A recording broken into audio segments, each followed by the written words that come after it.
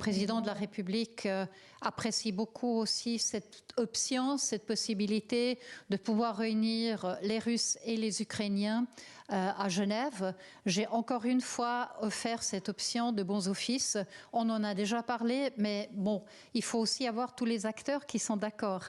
Alors, il faut les Russes, il faut peut-être aussi parler aux Américains, mais la Genève internationale est à disposition et le président Macron s'engage beaucoup pour cette option.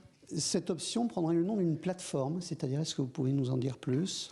Alors, bon, les bons offices, ça veut dire que la Suisse pourrait offrir un cadre de sécurité, aussi de soutien pour toutes les questions qui pourraient se poser lors de l'organisation de tels entretiens.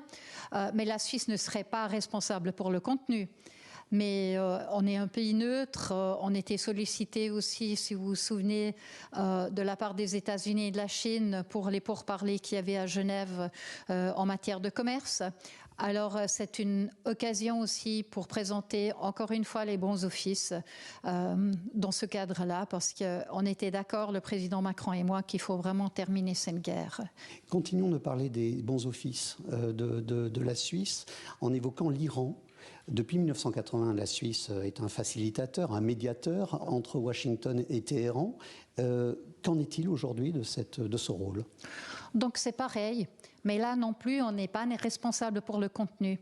La Suisse assure le canal de communication, pour ainsi dire, entre l'Iran et les États-Unis. Parfois, il y a des acteurs qui n'arrivent plus à se parler ou à se parler directement. Alors on fait, pour ainsi dire, le facteur.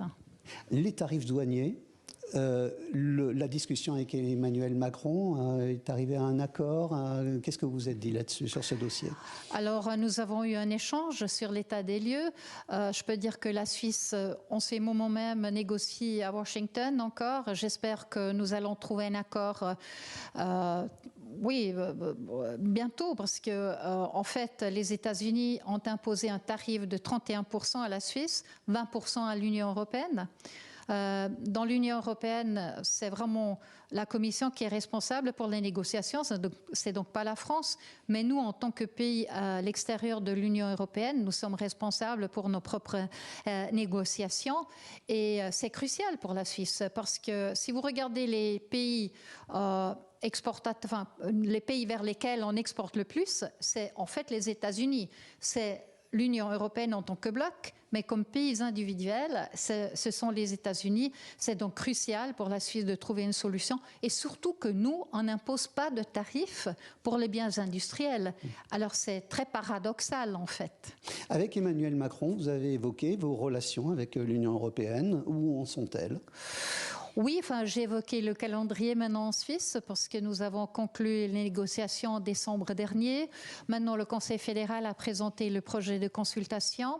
Ça sera le premier trimestre 26, probablement, que le message établi par le Conseil fédéral ira au Parlement. Et puis après, la balle est dans le camp du Parlement. C'est lui qui va traiter la chose. Et on pense qu'on aura une votation soit mi-27, soit déjà, après les élections, ça sera en 28, on ne peut pas dire. Ça dépend un peu aussi du rythme du Parlement. Question basique. Pour quelle finalité est-ce que la Suisse va rejoindre l'UE ? Non, pas du tout. Enfin, ce ne serait pas majoritaire. Je crois que là, on serait assez unanime pour une fois en Suisse. Mais pour approfondir et stabiliser les relations que nous avons avec les traités bilatéraux. Une question également à la traductrice que vous êtes de formation. Quelle peut être la place de la francophonie dans votre gouvernance et dans les futurs budgets ? Alors la francophonie, bien sûr, est très importante en Suisse. Moi-même, je suis germanophone. Je vous donne un interview en français. Mais si vous abordez la question du financement de TV5, c'est assuré jusqu'en 2029 parce qu'il y a un traité international. Il y a des coupes budgétaires, mais ce sera le département compétent qui devra voir comment il va les mettre en œuvre.